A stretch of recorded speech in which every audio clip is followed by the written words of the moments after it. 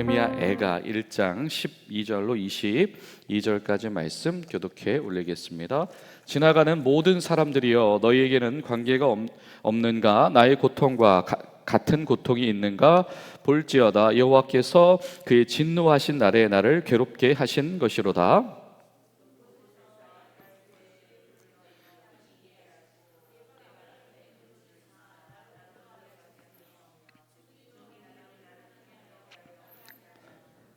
내 죄악의 멍에를 그의 손으로 묶고 얽어 내 목에 올리사 내 힘을 피곤하게 하셨으며 내가 감당할 수 없는 자의 손에 주께서 나를 넘기셨도다.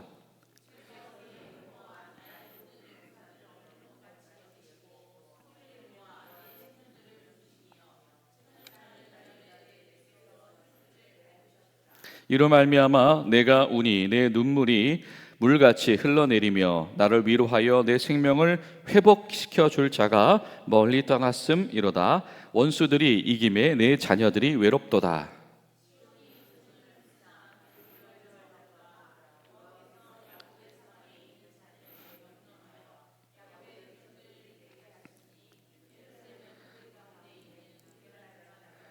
여호와는 의로우시도다. 그러나 내가 그의 명령을 거역하였도다.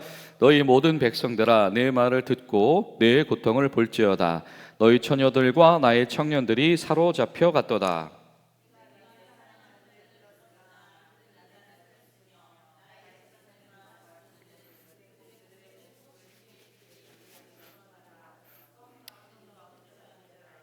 여호와여 보시옵소서. 내가 환난을 당하여 나의 애를 다 태우고 나의 마음이 상하오니 나의 반역이 심히 크미니이다.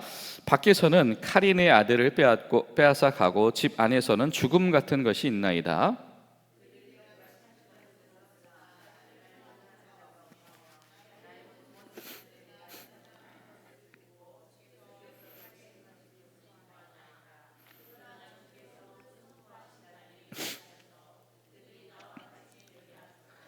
그들이 모든 악을 주 앞에 가지고 오게 하시고 나의 모든 죄악들로 말미암아 내게 행하신 것 같이 그들에게 행하옵소서.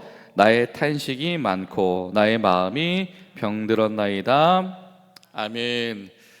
오늘도 하나님 앞에서 탄식하는 이들에게 믿음을 새롭게 하시며 소망 주시는 주님의 은혜가 저와 여러분 가운데 새 힘이 되시기를 간절히 소망합니다.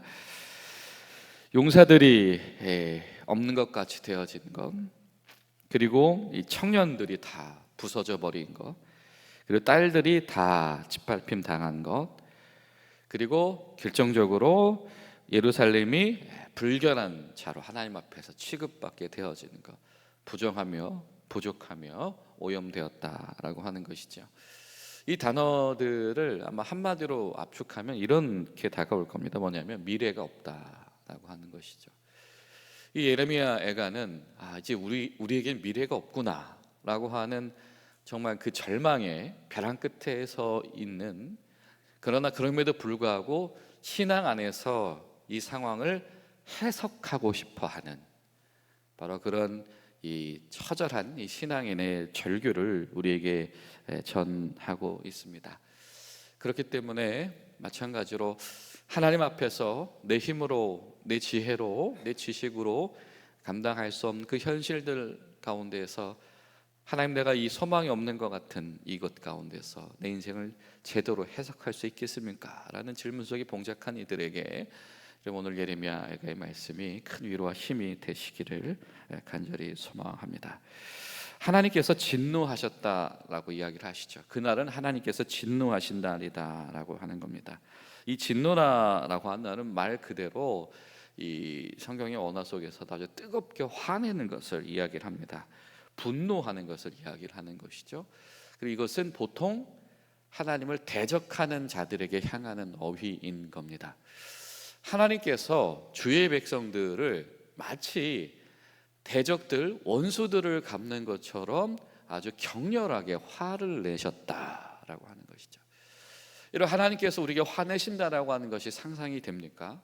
오늘의 결론은 하나님의 신실하심, 하나님의 정의와 공의 가운데에서 빈틈이 없으심을 의탁하면서 마지막에 22번째 19절이 마무리가 되어지잖아요. 근데 이 하나님의 신실하심을 이야기를 하는 이 하나님 앞에서의 탄식 속에서 무슨 고백을 하고 있냐면, 하나님께서 나를 향해서 정말로 불같이 화를 내신다라고 하는 것을 인정하는 마음이 거기에 있다라고 하는 겁니다. 여러분, 우리가 하나님의 미움의 대상이 될 수 있다라고 하는 거, 우리가 하나님의 진노의 대상이 될 수 있다라고 하는 거, 우리가 하나님께서 격렬하게 원수를 상대하듯이 화내실 수 있다라고 하는 것을, 여러분, 우리가 하나님 신실하셔, 하나님은 의로우셔라고 이야기할 때 그 고백 가운데 바로 이 이야기가 내포되어 있음을 우리가 항상 기억해야 되는 것이고, 그렇기 때문에 우리가 하나님 앞에 설 때에 더욱더 주를 경외하는 마음으로, 말씀 앞에 진실하고 절실한 마음으로 서야 될 줄로 믿습니다. 그러고 나다 보니까 지금 탄식이라고 하는 것이 계속 되어지고 있죠. 이 탄식이라는 말이 한숨이라는 속도 가지고 있지만 또 슬픈 외침이다라는 의미도 가지고 있죠. 이 하나님 앞에서 하나님의 진노로 인해서 소망이 없게 되어버렸다라고 하는 거니까 뭐 비명을 지를 수밖에 없는 겁니다. 근데 이 슬픔의 비명을 지르는 것이 바로 탄식이다. 하나님 앞에서 슬픔의 비명을 지른다, 혹은 슬픔의 비명을 지를 때 그 슬픔의 비명을 하나님 앞에서 해소할 수 있는 것, 이것이 하나님을 붙잡고 있는 자의 신앙이다라고 하는 것이죠. 우리가 비명을 지르는 삶 속에 처해 있는 이들이 있습니다. 교회가 기도할 것은 하나님, 그들이 그 슬픔의 비명을 지를 때 하나님 앞에서 슬픔의 비명을 지를 수 있도록 성령께서 인도하시고, 그리고 하나님 안에서 그 상황과 인생을 해석해 나갈 수 있는 성령의 역사를 허락하여 주시옵소서. 우리가 그것이 정말 교회에 필요한 중보의 기도이겠다라고 생각을 하게 되는 것이죠. 또 고통이라고 하는 단어가 반복되어지죠. 이 고통이라고 하는 단어, 아프다 뭐 이런 뜻도 가지고 있고요. 괴로움, 압박감이라고 하는 것. 이 상황 때문에 이 마음도 아프고 또 삶도 아프기도 하지만 이 주님 앞에서 이 압박감을 경험하고 있는 것도 고통이다라고 하는 겁니다.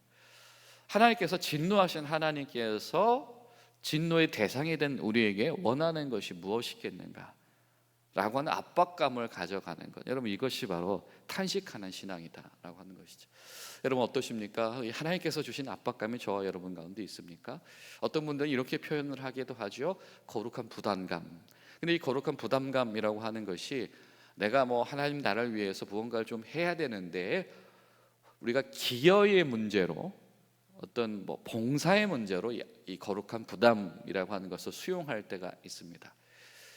근데 우리가 그냥 우리 공동체 가운데서 내가 누구들 위해서 내가 기여하겠어, 한몫하겠어, 이런 차원이 아니라 진정 하나님이 원하시는 마음, 하나님이 원하시는 자세, 하나님이 원하시는 행동으로 인한 압박감을 경험을 하고 있는가라고 하는 것이죠. 이것이 탄식하는 믿음이다. 여러분, 어떠십니까? 하나님께서 주신 압박감이 저 여러분 가운데 인정이 되십니까? 아니면 우리 가운데 그 압박감을 애써서 외면을 하고 있습니까? 신실하신 하나님을 우리가 기억한다라고 한다면, 의로우신 하나님을 우리가 기억한다라고 한다면, 우리가 그 하나님 앞에서의 압박감을 수용하고 우리가 감당할 수 있는 용기가 우리 가운데 있게 되시기를 바랍니다. 어찌되었든 그런 믿음의 바탕 위에서 오늘 예레미야 애가는 선언을 하고 있습니다. 우리가 심판당했다라고 하는 겁니다. 근심, 우리와 상관없을 것 같은 일들이 와진 것 가운데에서 우리가 심판당했음을 기억해야 된다라고 하는 것이죠. 근데 여러분, 이것은 놀라운 신앙의 한 가지 신비의 원리를 가지고 있습니다. 우리가 이 고통당해서 하나님 앞에 심판당했다라고 하는 것을 우리가 인정한다라고 하는 것은 정말 이건 두려운 일이죠. 어려운 일이죠. 그러나 그 전제 가운데 이미 해답이 있기도 합니다. 무엇입니까? 하나님은 의로우신 분이시고 하나님은 공의로우신 신실하신 분이시다라고 하는 것이죠. 그렇다라고 한다면 그 우리 연약함을 복구해야 될 기준이 어디인가? 그것은 바로 하나님의 신실하심인 것이고 하나님의 공의로우심인 것이다라고 하는 것이죠. 그러니까 여러분, 이것이 바로 신앙의 기회가 될 수도 있다라고 하는 것입니다. 결과적으로 때로는 하나님의 심판이 그러하기에 하나님께로 돌아오라라고 하는 초대가 되기도 한다. 중요한 것은 이것을 하나님의 초대로 수용할 수 있는 믿음이 있는가 없는가의 문제이겠죠. 또 한 가지는 바로 이 고통의 깊이입니다. 이 압박감이라고 하는 것을, 하나님 앞에서 탄식한다라고 하는 것을 얼마나 철저하게 처절하게 할 수 있겠는가라고 하는 것이죠. 잠깐 신용하고 지나가는 거, 압박감 느꼈어, 이 정도의 어떤 신앙 고백과 자성은 진실한 탄식이 되기 어렵다라고 하는 겁니다. 사실 오늘 16절부터 19절까지 쭉 내어지는 이야기들을 보다 보면 사실은 절망이죠. 어디서 더 이상 희망의 구석도 보이지 않고 위로받을 수 없는 그런 절망 가운데 있다라고 하는 겁니다. 하나님께서 이 주시는 이 압박감은 정말 뼛속까지 다 뒤집어 바꾸시기를 원하시는구나 라고 하는 이런 압박감을 몰고 가시는데, 근데 그냥 겉모습 치장새, 옷차림만 살짝 바꾼다라고 해서 그것이 하나님 앞에서 흡족한 변화가 되기는 쉽지 않다라고 하는 겁니다. 우리가 하나님을 붙잡는다라고 하는 것은 철저하게 우리 삶의 모든 영역 가운데서 하나님의 임재를 초대하는 것이다. 겉으로 어느 정도 우리가 수용 가능하고 변화 가능한 곳에만 하나님의 임재를 수용하는 것이 아니라 정말 깊은 것, 어떤 사람들은 속사람 깊은 것, 어떤 이들에게는 컴플렉스가 될 수도 있으며, 어떤 이들에게는 원망의 쓴뿌리가 될 수도 있으며, 어떤 이들에게는 숨기고 싶은 교만함일 수도 있을 겁니다. 그런 정말 그 깊은 곳에 있는 우리 내면의 깊은 곳까지 이 하나님의 임재를 우리가 초대할 수 있는가, 이것이 바로 진실한 철저한 깊은 탄식이다라고 하는 것이죠. 쉽게 이야기하면 정직한 신앙으로 다시 서는 것이다라고 하는 겁니다. 그러나 그럼에도 불구하고 이 예레미야에가는 항상 이 마지막 이 신앙 고백을 한 가지 원칙을 가지고 이 신앙을, 탄식의 신앙을 전수하고 있습니다. 20절부터 22절까지의 결론은 무엇입니까? 하나님, 우리가 이렇게 하나님께로 회개하며 돌아갑니다라고 하는 겁니다. 그러나 하나님, 내가 하나님께로 돌아갑니다. 이 얘기가 무엇이겠습니까? 하나님, 내가 하나님께로 돌아갈 수 있도록 도우시옵소서, 그런 이야기겠죠. 여러분, 우리의 어떤 탄식의 신앙 가운데 우리에게 필요한 것은 뭐냐면, 정말 우리를 심판하셨으나 우리를 돌아오게 하실 그 하나님의 도움을 우리가 구하는 것일 겁니다. 하나님, 내가 돌아갑니다. 내가 회개합니다. 이 회개가 진실한 회개가 되게 하여 주시옵소서. 여러분, 회개라고 하는 것이 단순히 이 슬픔 가운데서 벗어나는 것, 괴로운 마음에서 벗어나는 게 회개가 아니죠. 여러분, 우리가 회개라고 하는 것이 하나님, 저 인정합니다, 그래서 이 괴로운 마음을 벗어던지는 것이 회개다라고 생각을 하는데요, 진정한 회개다라고 하는 것은 무엇이냐면, 정말 자신의 어떤 그 하나님께 심판당할 죄를 직면하고 그것을 슬퍼하고 하나님의 임재를 초대했기 때문에 그 깊은 영역 가운데 변화가 생긴 사람이 그 하나님 앞에서 정말로 은혜 가운데서 이제는 새 출발하는 자의 심정이다라고 하는 것이죠. 자, 사실은 어떻게 보면 회개는 그래서 시작점이 될 수 있는 겁니다. 여러분, 사실 우리가 복음이란 말을 씁니다. 우리가 복음을 전한다라고 이야기를 하죠. 여러분, 복음이 무엇입니까?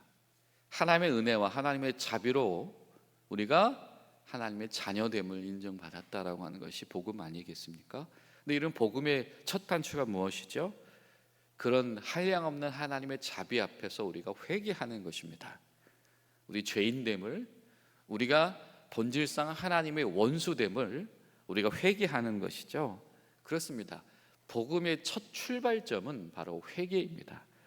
마찬가지로 하나님 앞에서 심판당할 자들, 하나님 앞에서 탄식 속에 있는 자들이 흩어져 있고 넘어져 있던 자신의 신앙을 하나님 앞에서 다시 부여잡고 바로잡는 첫 단추도 역시 회개다라고 하는 겁니다.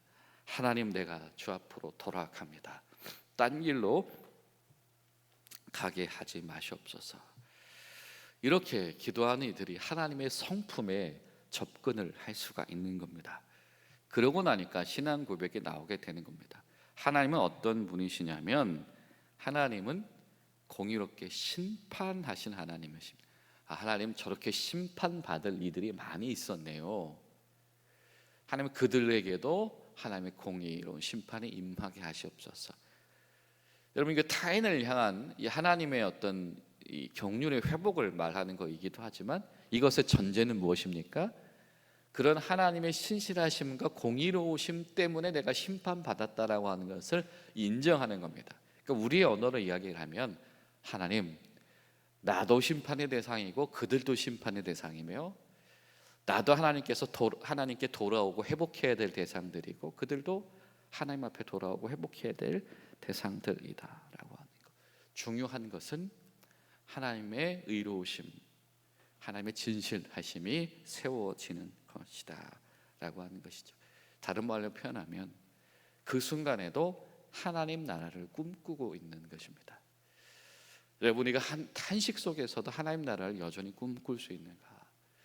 우리가 이런 깊은 압박감 속에서도 하나님 나라를 여전히 꿈꿀 수 있는가? 여러분, 저와 여러분, 우리 교회가 그럼에도 불구하고 여전히 하나님 나라를 꿈꿀 수 있는 그런 교회가 되어 가시기를 예수님의 이름으로 축복합니다. 기도하시겠습니다. 살아계신 좋으신 하나님, 탄식 속에 임재하시며 탄식 속에 은혜로 이끄시는 하나님의 일하심을 저희들이 다시 한번 신뢰합니다. 성령님, 저희를 도와주셔서 저희들의 속사람 깊은 곳에서부터 하나님 앞에 완전히 돌아오며 세워진 역사가 있도록 도와주시옵시고, 우리 교회가 끊임없이 하나님 나라의 회복을 꿈꾸는 의로운 일꾼들 될 수 있도록 도와주시옵소서. 예수님의 이름으로 기도하옵나이다.